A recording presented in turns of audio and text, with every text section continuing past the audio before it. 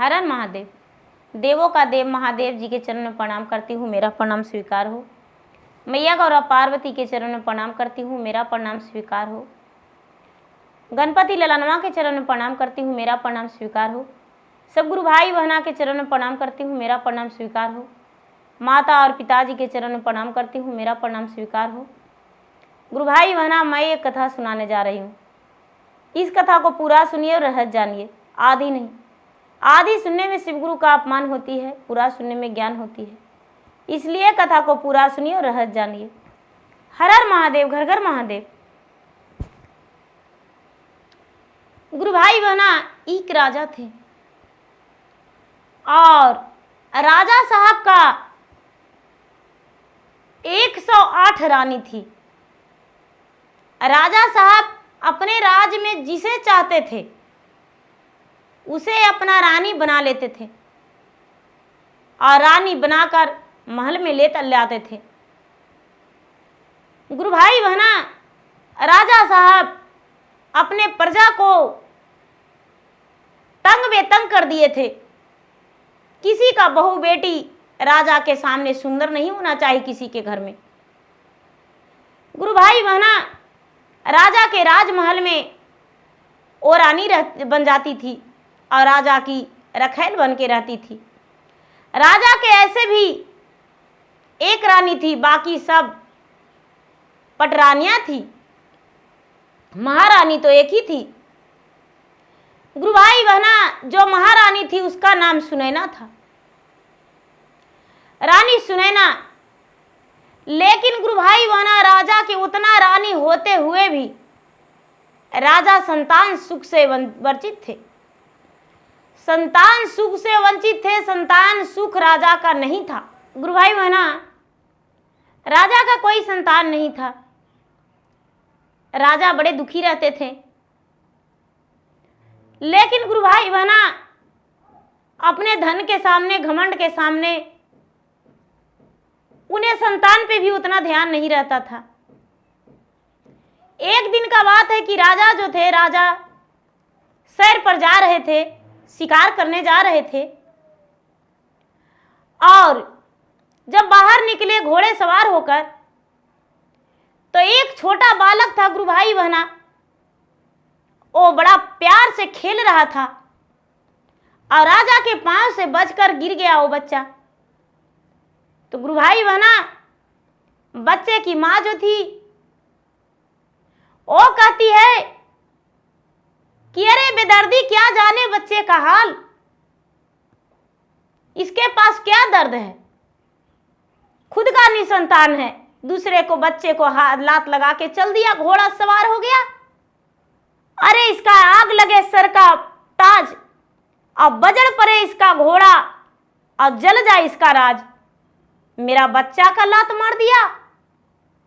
गुरु भाई बहना, ये बात सुनकर राजा बड़े दुखी से हुए।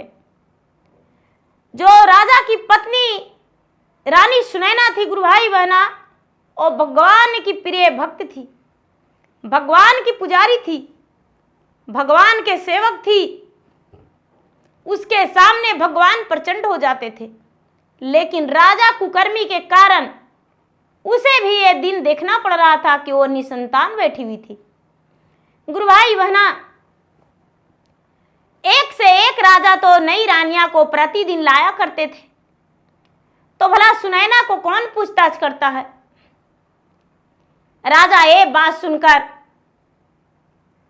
वो जो बेचारी बच्चे की मां थी उस पे हाथ उठाने वाले ही थे कि राजा, वो जो बेचारी बच्चे की मां थी वो गरीब घराने से थी, कहती है मुझे क्या मारोगे राजा, तुझे तो कोई मारने वाला भी नहीं है। अरे मैं तो तुम्हारा हाथ से मार भी खा लूंगा तो अपने बच्चे के कारण, लेकिन तुम्हें तो कोई मारने वाला भी नहीं है। अरे मर जाओगे तो तेरा कंधा देने वाला कोई नहीं है, क्या मुझ पे तू हाथ उठा रहे हो। राजा शर्म के मारे अपना सर झुका लिए और झुकाकर वो नहीं शिकार खेलने गए। गुरु भाई बहना, वो लौटकर घर आ गए। घर आकर अपने कोप महल में जाकर पलंग पे सो गए। पता चला रानी सुनैना को कि राजा कोप महल में सोए हुए हैं। तो राजा जब भी कोप महल में जाते थे तो किसी का बात नहीं मानते थे, सिर्फ अपने रानी सुनैना का ही बात सुनते थे। रानी सुनैना लोटे में जल और एक थाल में भोजन परोस कर 16 श्रृंगार सज के बालों में गजरा लगा के और गई। गुरु भाई बहना राजा से कहती है कि राजा साहब आप उठकर भोजन कर लीजिए, आज कैसे याद पड़ गया। राजा कहते हैं कि हे रानी, मैं तो इतना शर्मिंदा हूं कि मेरा मुंह दिखाने लायक राज में नहीं है। मुझे आज एक नीची घराने की एक ग्वालिन ने मुझे ऐसा बात बोली है, जो दिन भर खेतों में काम करती है, गैया भैंसियां चराती है, वो मुझे ताने दिया है। रानी बोली महाराज क्या ताने मिला। राजा कहते हैं कि वो कहती है कि तुम्हें बच्चा नहीं है। रानी बोली ठीक है महाराज, बच्चा तो हो जाएगा, लेकिन सभी रानियां को त्याग करना पड़ेगा। सिर्फ आपके जिंदगी में हम रहेंगे तभी संतान का सुख हो सकता है, और नहीं तो यदि चाहेंगे कि एक से एक रानियां रोज प्रतिदिन लाएं तो आपका संतान का सुख नहीं होगा। राजा इस बात को स्वीकार किए गुरु भाई बहना।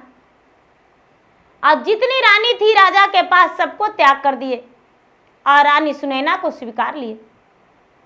रानी सुनैना शिव मंदिर चली गई, भगवान से कहती है कि हे भगवान, मैंने यही कहा था कि हे भगवान जब तक राजा नहीं चाहे जब तक मुझे संतान नहीं होना चाहिए, तो अब मुझे औलाद का जरूरत है, मुझे औलाद दे दे भगवान। गुरु भाई बहना भगवान उसकी पुकार को सुनकर प्रकट होकर कहते हैं कि जाओ, तू तो वो नारी है सती सावित्री, जाओ तुम्हें संतान अवश्य होगा। गुरु भाई बहना वो रानी जो थी सुनैना मंदिर से राजमहल आ गई। कुछ दिन के बाद धीरे धीरे समय बीतने पर 3 से 4 महीने बीते गुरु भाई बहना, और एक खुशियां राजा से सुना दी। पूरा राजमहल में खुशियां ही खुशियां होने लगा। गुरु भाई बहना सारा लोग खुश थे, बहुत सा मिठाइयां बटा। गुरु भाई बहना राजमहल के अंदर बधाइयां बजा, द्वार पे बधाइयां बजा, बहुत खुश थे। धीरे धीरे कुछ दिन बीत गया गुरु भाई बहना, तो सभी रानियां से राजा साहब त्याग कर बोलना ही छोड़ दिए थे।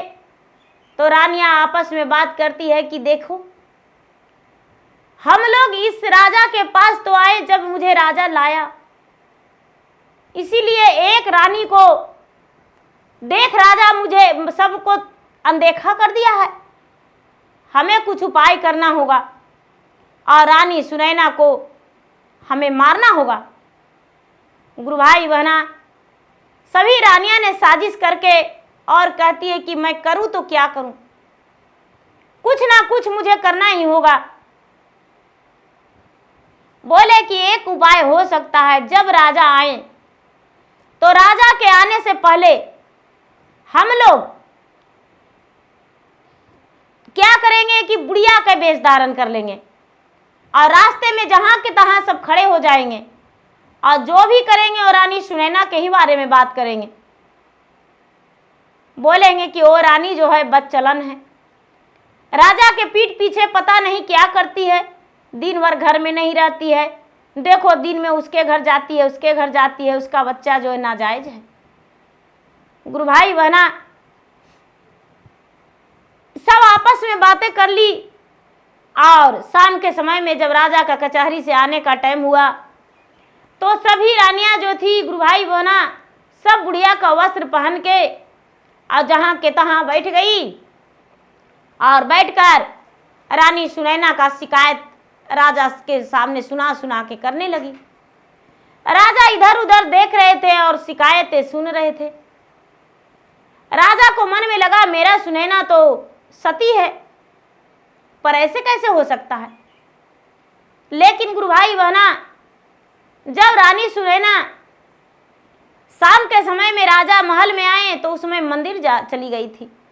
राजा को लगा कि सचमुच में मेरा सुनैना नहीं है घर में, वो तो लगता है कि सच में गलत काम करती है और वो बच्चा मेरा नहीं हो सकता है। गुरु भाई बहना, जब रानी सुनैना पूजा पाठ करके आई तो राजा कहते हैं कि बताओ तुम कहाँ गई थी। रानी सुनैना कहती है कि महाराज हम मंदिर गए थे और मंदिर में पूजा कर रहे थे। राजा कहते हैं कि इस बात से मैं खुश नहीं हूं, ए बच्चा किसका है सच बता दो, नहीं तो तेरा गर्दन तेगा से काट कर 2 भाग कर देंगे। रानी सुनैना कहती है कि नहीं महाराज, मैं मंदिर गया था। राजा कहते हैं कि ठीक है, इस वक्त तो तुम्हें कुछ नहीं करेंगे, लेकिन सुबह होते ही पूरे भरे मैदान में तुम्हें काट कर और गहवाड़ा भर देंगे नंगे वस्त्र करके। रानी सुनैना डर गई और मन ही मन सोचने लगी कि ये राजा तो सचमुच में कसाई है। राजा के पास तो अनेकों रानियां, तो भला मेरा क्या जरूरत, मैं इस बच्चे को लेकर क्यों ना चला जाऊं इस घर को छोड़कर। मेरा पेट में पलता हुआ बच्चा यदि रहेगा तो मेरा जिंदगी निभा देगा। गुरु भाई बहना, रानी सुनैना भगवान को साक्षी मानकर और कुछ भी नहीं, सिर्फ अकेला खाली तन लेकर और घर से निकल गई। गुरु भाई बहना चलते चलते बहुत दूर चली गई, घना घोर वन में चली गई। और घना घोर वन में चली गई तब उसका सवेरा हुआ। गुरु भाई बहना, रानी सुनैना 1 कदम निकालती थी तो 4 कदम के बराबर होता था, जैसे हवा में चल रही थी। धीरे धीरे उसका पाँव तो निकल ही नहीं रहा था, उसका शरीर में ज्यादा अकबकाहट हो चुका था। सवेरा हुआ तो राजा कच्छ के अंदर गए तो रानी सुनैना थी ही नहीं। गुरु भाई बहना, रानी सुनैना तो खिड़की के द्वार से निकल चुकी थी। राजा कहते हैं कि रानी सुनैना का आकाश खा गया या पाताल में घुस गई, क्या हो गया, कहाँ चली गई, कोई पता ही नहीं। गुरु भाई बहना, जो दरमान था उसका नींद लग गया था। रानी सुनैना निकल चुकी, महल से निकल चुकी थी, किसी को पता भी नहीं चला। अब घना घोर जंगल में चली गई गुरु भाई बहना। तो सवेरा होते ही बाघ का आवाज, शेर का आवाज, सर्प का आवाज, शेर का, सियार का आवाज, बड़े बड़े जंगली जानवर का आवाज घना घोर सुनाई देने लगा, इनका कानों में गूंजने लगा। अब रानी सुनैना सोचती है कि मैं कहाँ जाऊं, मेरे पास तो कुछ भी नहीं है। गुरु भाई बहना, अब इसके पास तो कोई उपाय नहीं था कि मैं जाऊं तो कहाँ जाऊं, अब करूं तो क्या करूं। इस जंगल में, घना घोर जंगल में यदि रह जाएंगे तो मेरा बच्चा का भी खतरा है और मेरा भी खतरा है। लेकिन जंगल में आगे बढ़ती रह गई। गुरु भाई बहना, उस जंगल में एक राजा शिकार करने आए थे, और जो शिकार करने आए गुरु भाई बहना, तो राजा जो थे, राजा इसे देख लिए रानी सुनैना को, और रानी सुनैना को देखकर इस पे मोहित हो गए और कहते हैं कि भाई तुम कौन हो, देवता हो, देवी हो, मनुष्य हो, अप्सरा हो, जो इस जंगल में तुम अकेले टहल रही हो।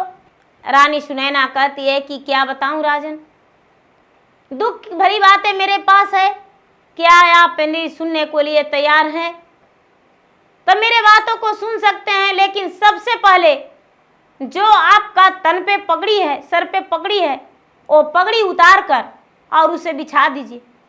जो हम बात कहेंगे उस बात को आपको चादर में बांधना होगा,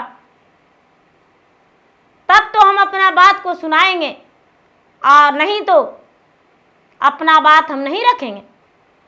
राजा कहते हैं कि अरे तू कैसी हो बात, कभी मोटरी बंधा सकता है, ये कैसे हो सकता है। कहते हैं तो अपना दुख बात नहीं सुनाएंगे, हम मोटरी बांध के बता देंगे, या तो मेरा बात नहीं सुनो। राजा कहते हैं कि तो हम तुमसे ब्याह करना चाहते हैं। रानी कहती है कि नहीं राजा साहब, वही तो हम सुनाना चाहते हैं। राजा बोले ठीक है, अपना दुख भरी बात तो सुना दो। रानी अपना सारी बात रख दी। गुरु भाई बहना ये बात सुनकर राजा को सिर कांप गया, आंखों से आंसू टपक गया, पांव के तले जो जमीन था वो खिसक गया। गुरु भाई बहना उनका रोम रोम सिहर गया और कहते हैं कि बहन तू मेरा धर्म का बहन हो और मैं तुम्हारा भाई हूं, मेरा घर चलो। गुरु भाई बहना वो बहन बनाकर वो राजा लेकर चले गए। राजा जब लेकर चले गए गुरु भाई बहना, तो ये बेचारी गर्भवती थी। राजा के घर गई, उनकी पत्नी कहती है कि तू किसे लाए हो घर। ये बेचारी बोली कि भाभी मैं इनका धर्म का बहन हूं और ये मेरे धर्म का भाई है। अपनी कहानी कह सुनाई। और जो बेचारी रानी थी, उनका पत्नी राजा की, वो ये बात सुनकर उनके आंखों से आंसू बहने लगी। और स्त्री का जाति का दर्द स्त्री ही समझ सकती है। इसका दर्द जो था गुरु भाई बहना, वो अपने दिल पे बैठा लिए और उसे अपना सगी ननद की तरह यानी बहन की तरह समझने लगे। धीरे धीरे इसका 9वां महीना हुआ और जब 9वां महीना हुआ गुरु भाई बहना, तो इसका प्रसव हुआ और एक पुत्र जन्म लिया। जब पुत्र जन्म लिया गुरु भाई बहना, तो ये रानी सुनैना बड़ी प्रसन्न हो गई, बड़ी प्रसन्न हो गई गुरु भाई बहना। और ये बेचारी अपने बच्चे को पोषण पालन करने लगी। करते करते करते करते अपने बच्चे को बड़ा कर दी। धीरे धीरे समय बीतता गया गुरु भाई बहना, और 12 बरस बीत गया। जब 12 बरस बीत गया तो गुरु भाई बहना ये जो रानी सुनैना थी, अपने पुत्र को नाम रख दिया ढोलन। अपने बेटा को नाम रखा ढोलन। तो ढोलन जो था गुरु भाई बहना, 12 बरस होने के बाद अपने माँ को कहता है कि माँ हम शिकार खेलने जाएंगे।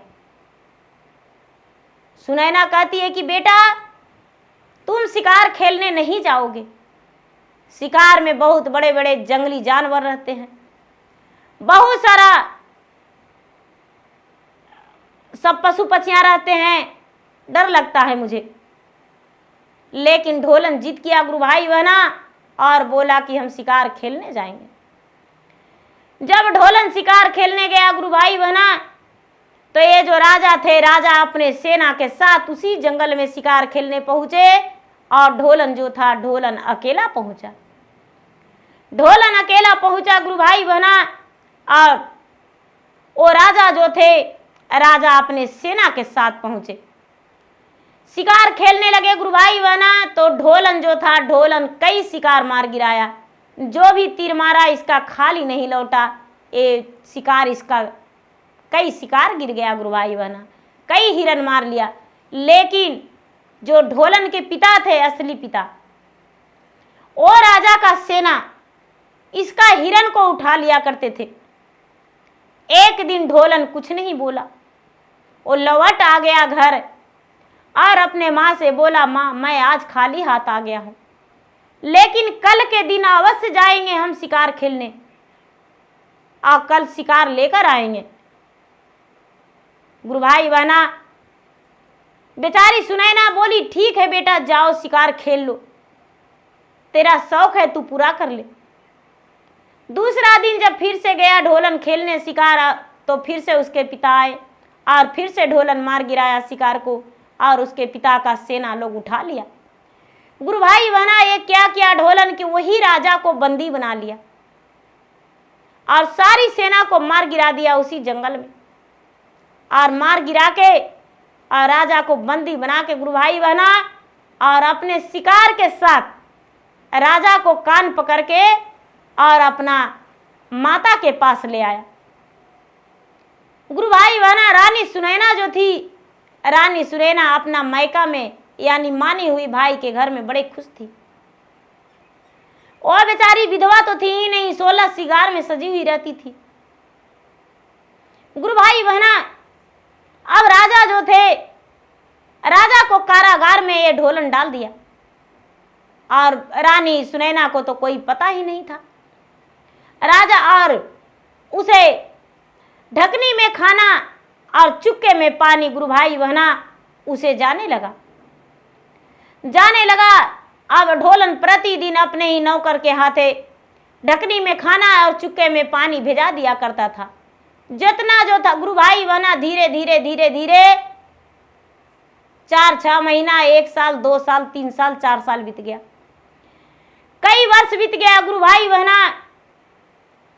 तो एक दिन का बात है कि ये जो रानी सुनैना है वो कारागार के दरवाजे से देख रही थी कि कितना कैदियां मेरे कारागार में, मेरे भाई का कारागार में, और कौन सा दोषी है, कौन गुनाह किया है जो कारागार में इतने दिनों से पड़ा हुआ है।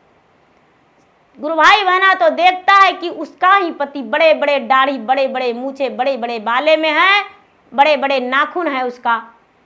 गुरु भाई बहना अपना पति को देख इसका तो रोम रोम सिहर गया।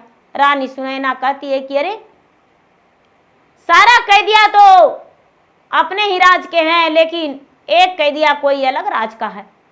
कुंवर ढोलन बोला गुरु भाई बहना कि माता सारा कैदिया तो मामा जी बंद किए हैं, लेकिन एक कैदिया को मैंने लाया हूँ। बोला बेटा कैसे? तो माँ जब मैं शिकार खेलने गया था तो इसका सेनापति जो था, मेरा शिकार जो था, मेरा हर शिकार को ले जाता था, इसीलिए मैंने इसका सेना को मार के गिराकर और इसे कैद करके लाके और कारागार में डाल दिया हूँ। गुरु भाई बहना रानी सुनैना कहती है कि बेटा जिस कैदी को तूने कारागार में बंद किया है वो कोई और नहीं है, तुम्हारा पिता है। बोला कि माँ तूने मेरे पिता को तो बोली थी कि तेरा पिता मर गए हैं, मेरे पिता कैसे हो सकते हैं? गुरु भाई बहना रानी सुनैना अपने मानी हुई भाई से कह के और उसे कारागार से निकलवाया। और जब कारागार से निकलवाया तो राजा निकला तो अपने पत्नी को देखकर मूर्छित हो गया और पत्नी के सामने हाथ जोड़कर और बोला कि तुम यहां कैसे? तू तो कहां गई थी? मर गई थी, तेरा जमीन खा गया था, तुझे आकाश तो पता ही नहीं। गुरु भाई बहना और रानी सुनैना कहती है कि हे प्रभु, हे स्वामीनाथ, आप तो मेरे मांग का सिंदूर है, सुहाग है, लेकिन आपका पुत्र, आपका किया धरा जो भी आप किए जिंदगी में, आपका पुत्र ने आपसे बदला लिया। मैं एक गर्भवती होकर भी और दर दर भटका, और जो मेरे माननीय भाई हैं वो मुझे अपने घर में ठिकाना दिए, जगह दिए। आपने जैसा किया वो तो अच्छा ही किया था, लेकिन मुझे नहीं पता किसके कहने पर। गुरु भाई बहना राजा ने सारी कहानियां बताएं। रानी सुनैना कहती है कि महाराज मैं सती हूं, और सती आज भी हूं, सती था, सती हूं और सती हैं, रहेंगे। इसीलिए राजा साहब अपने राज में चले जाइए, आपसे मुझे कोई ज़रूरत नहीं। राजा कहने लगे जब तक तू मेरा घर नहीं चलेगी तब तक हम नहीं जाएंगे। गुरु भाई बहना ढोलन बोला कि ठीक है, मेरी माँ इसी शर्त पे जाएगी कि मेरे माँ के लिए अलग महल बनवाइए, और बाजे गाजे के साथ जैसे मेरी माँ ब्याह होकर उस महल में गई थी उसी तरह अलग महल बनवाइए, और बाजे गाजे के साथ मेरा माँ को अपने राजमहल में ले चलिए। राजा अलग महल बनवाए और बाजे गाजे के साथ रानी सुनैना को अपने राजमहल ले गए। गुरु भाई बहना सारी रानियां को त्याग कर रानी सुनैना के साथ राजा अपना जीवन बिताए। तो गुरु भाई बहना कभी कानों सुनी कि आंखों देखी भी झूठा हो जाता है। यानी गुरु भाई बहना किसी से बातें करने में ये नहीं कि वो गलत संबंध के बारे में वो बात कर रहे हैं, नहीं, कोई भी बात हो सकता है, लेकिन आंखों से देखे बात करते हुए तो ये नहीं, गलत नहीं सोचना चाहिए। तो गुरु भाई बहना मेरा वीडियो अच्छा लगे तो मेरा वीडियो का लाइक करें, शेयर करें। चैनल पर यदि नए हैं गुरु भाई बहना तो चैनल का सब्सक्राइब करें और बेल आइकन घंटी को दबाएं, जो कि मेरा वीडियो का नोटिफिकेशन सबसे पहले आपके पास जाए और आप मेरा वीडियो का सुन सकें और लाभ उठाएं। धन्यवाद। हर हर महादेव, घर घर महादेव।